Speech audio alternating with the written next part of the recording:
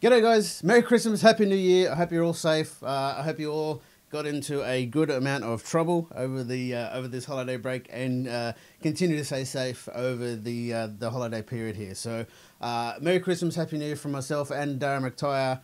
I hope you got lots of presents. Now, I didn't make a video last week because I normally make these videos on Australian Tuesday, which was Christmas, and I was getting presents and getting drunk, so no video, no news video anyway. So I had a lot of troubles with my internet over this past year. If you followed me on my Twitter or Facebook channel, or even if you checked out my channel, you would notice it's pretty much back up to about 90%, 95%, and that'll do me. I can work with that. So I'd like to thank Dakshan Mao for making the last news video for me. I did ask him to do that for me. He did a wonderful job. Make sure to check out his channel. He's doing some hilarious stuff with his alter ego Chingrish and the Runch Rady. So go check that out. It's hilarious. There's been a whole heap of changes in the last sort of 2 to 3 weeks, and it's just too much for me to cover in a 3 to 5 minute video. There's a boatload of changes coming for your class. Not so much paladins. Yeah, everyone else gets stronger, but paladins get nerfed. Anyway, I'm gonna get hate for that, but whatever, it's true. Okay, so what we're gonna talk about here, like obviously 5.2 is coming out, and in one of those patches, not too many people have spoken about, is Sky Shards now bind on account. Now, there's a dragon, which his name eludes me at the moment, that flies around the new home cities in Mr. Pandaria. And that lets you take down the shield, and you can actually get the mount out of that. My friend D-Pain actually has that, which is really cool. But now, if you're out and about and farming on your different ult or your main, all the Sky Shards can go onto one. It's all one account. We all know what BOA is, right? So yeah, so you don't have like 3 on one guy and 1 on another guy, and then have to do like this crazy farm. So I think that's a very good move what Blizzard's done there. There's going to be a new raid. Throne of Thunder, and you're going to have 12 new bosses, Li Shen being the big dude.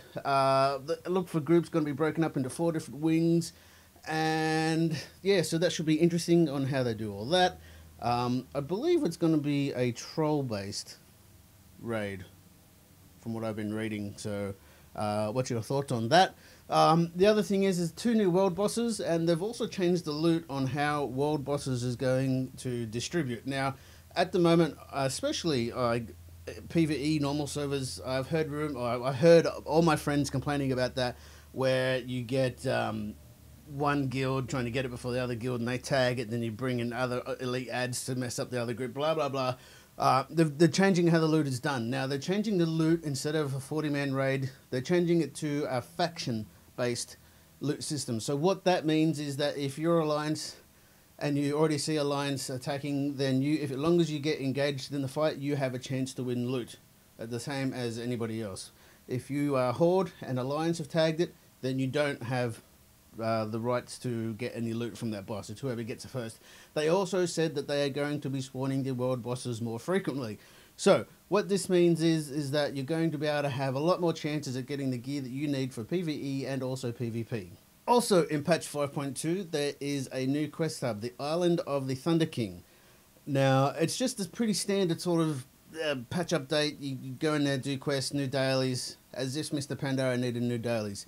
Unbelievable. Especially when they got rid of head enchants, because I thought the grind was too much to get an enchant for your head. Go figure. But the one thing that I did find that was interesting about this new quest hub, and I'm not sure what to think of it. Basically, after the Alliance or Horde have got a foothold in the base, you're going to be able to do both quest lines for PvP or PvE focused.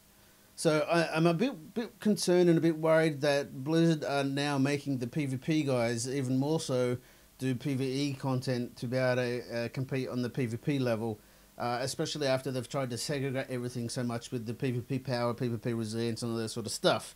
So not sure how that's going to work out. Hopefully it's going to induce more world PvP. Now, this is where I think they're trying to get at.